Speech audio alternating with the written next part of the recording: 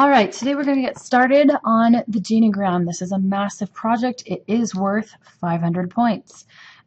Attached to your page, I have several documents that are going to help you out with this project. I have a short video that helps you get started on genogram, and part of this video is not just setting it up and how to download it onto your computer, but more specifics of how to use it.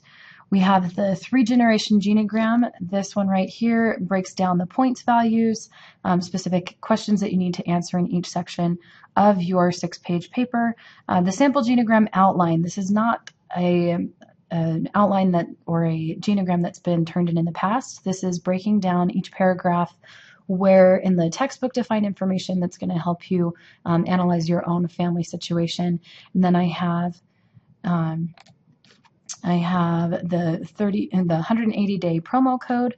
So in order to do that, you put in my referrer ID and it'll give you a 180-day code to work on the Genogram program.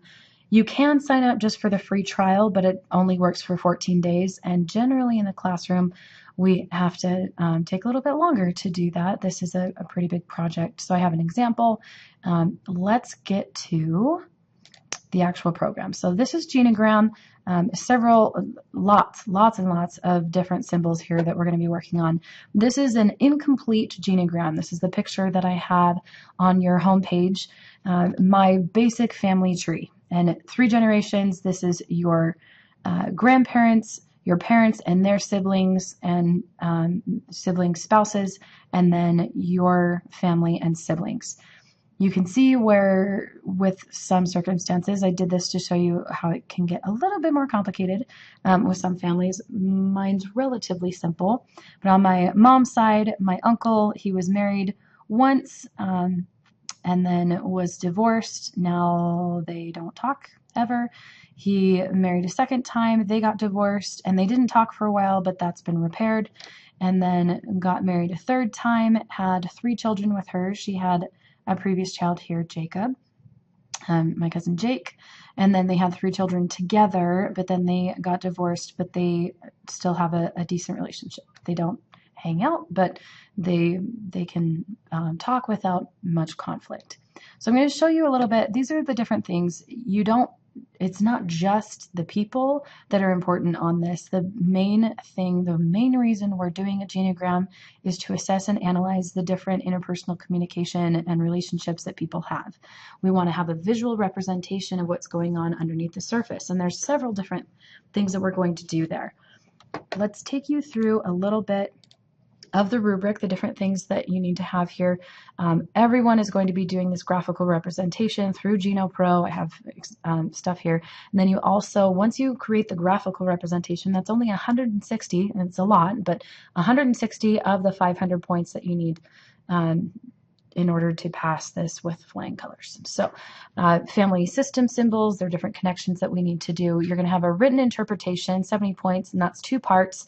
Your initial, this is what you thought about your family, everything, and then the second part of that, you'll have it in a slightly larger paragraph, or you can do it the second paragraph of that at the end as a conclusion. Some of the different things that you learn and some of the things that maybe you live this, but a lot of times we don't take a step back to really analyze why we do the things we do and how things got to be the way that they are. We are going to be talking about identification and discussion of different parenting styles throughout all 3 generations. So we've talked about authoritarian, permissive indulgent, permissive neglectful, and authoritative, or democratic is sometimes also called authoritative. Identification and discussion of cohesion and flexibility in family systems across all 3 generations. So how well the family works together, adapts to change. Boundaries in the family system in the paper across all 3 generations. Gottman couple communication styles, avoidant, volatile, validating, hostile. Again, use your text. Identification of functional and dysfunctional patterns, so divorce, education, abuse, mutual assistance, substance abuse across all 3 generations. Then communication practices, so levelers, placate, blame, compute, distract, and family systems, again, across all 3 generations. And then within those, not only having all of the information there and having accurate analysis of your family, you also need to make sure that you're using proper grammar, that you're doing proper spelling, punctuation, etc. So you can lose points here and there. Make sure that you read through it aloud before you turn it into me, please. To give more specifics here, this is the sample outline put together by one of the educators at Weber State. So the description of the genogram and the insights gained. This is that 70-point section that I was talking about before. So part 1A is where you describe the genogram in detail. You use terms from systems theory. So we talk about subsystems, we talk about homeostasis, boundaries, etc. You're going to use your textbook.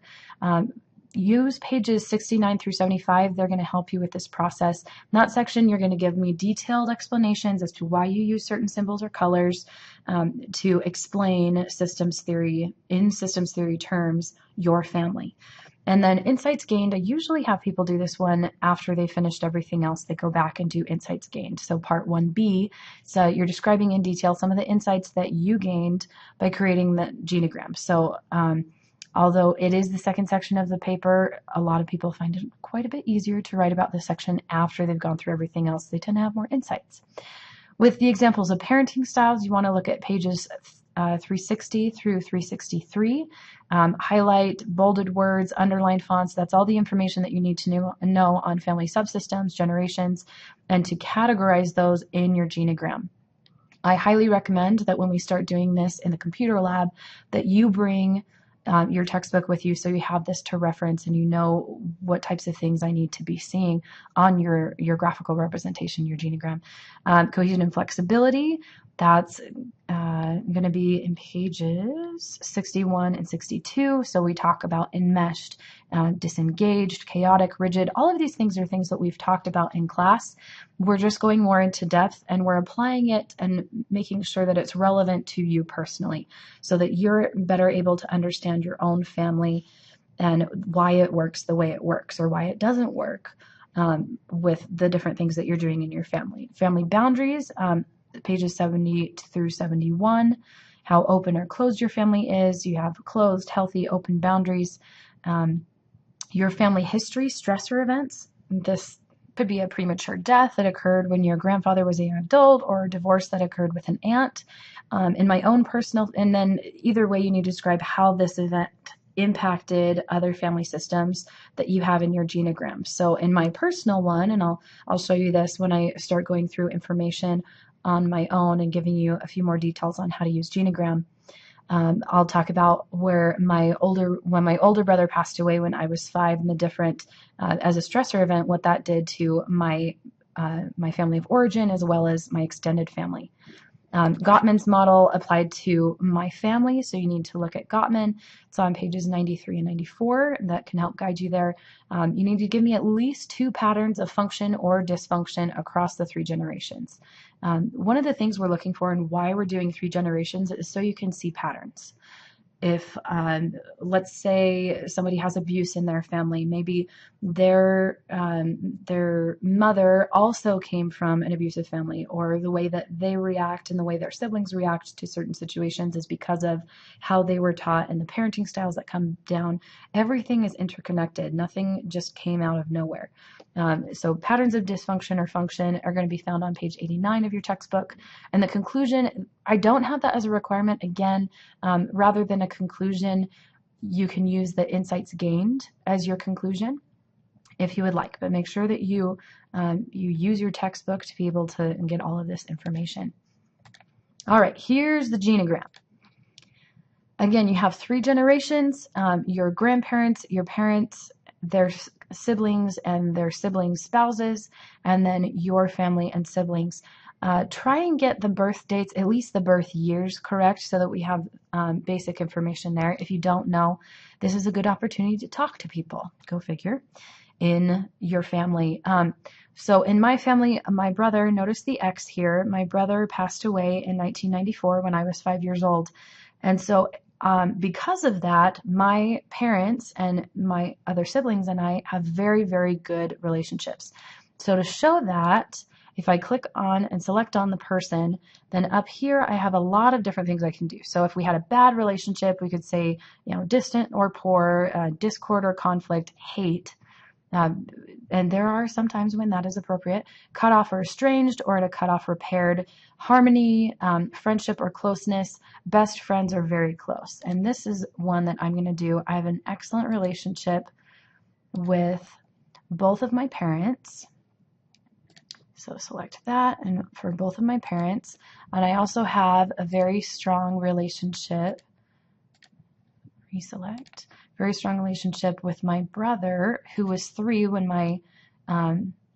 my oldest brother passed away, and then with my sister, who was 1.5, because even though they were really young and they don't really remember my brother very much, we were there. Okay, zoom out a little bit so that we can see this a little bit better. My sister, Courtney, she wasn't born until 3 years after my brother Marcus passed away. And I have a pretty good relationship with my sister, but it's not as close as I have with my other siblings. That's something that I personally have been working on. So I'd say friendship, we're close, but we're not super, super close. So we have this going on. There are various different occurrences, different stressor events that have occurred between different family members that make it so there are some things that happened when my paternal grandfather died that caused quite a bit of stress in his family and among his kids, that made it so that even now, where he passed away in 2001, it's been 15 years and there's still some things that aren't back to the way they were. Some different occurrences, a few letters that were written that made things very, very difficult. So there are relationships here that my Aunt Kathy is a fairly abrasive personality and does not get along with very many of her sisters-in-law. So for any and all of the sisters-in-law, I would say distant or a poor relationship. It's not completely poor with some. For some, it's worse. So there's actual conflict. Yeah, so these are the basics. And one of the things, as I get all of this done, I'm going to start seeing some triangles. You don't have to put your cousins. Sometimes it helps because if you have a very simple family that doesn't have a whole lot of stressor events, then it gives you more to talk about.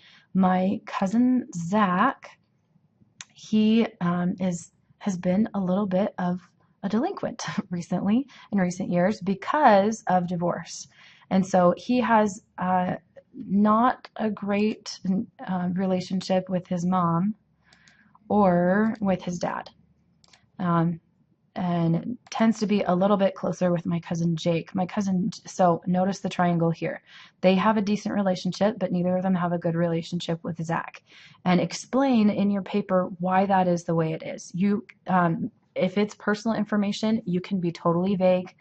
I am the only one that will read this, and it is strictly for the purposes of grading you. There's no way for me to check your facts. Please don't make stuff up. It would be much more effective and is much more effective for you as an assignment to help you find out why your family is the way it is. My cousin Josh has a good relationship with his mom, and he has a really good relationship with his dad. My cousin Emma, she has a good relationship with her dad, but she has an even better relationship with her mom. And so we have various different things that are going on there. So those are the basics of your genogram. For more details, I will be walking around during class, and we will have several days in the computer lab for you to work on this. Don't take that as I can goof off now and rush through it. This is not something you can do in one class period. Last year, I had several students that they couldn't even finish all of this through the first class period.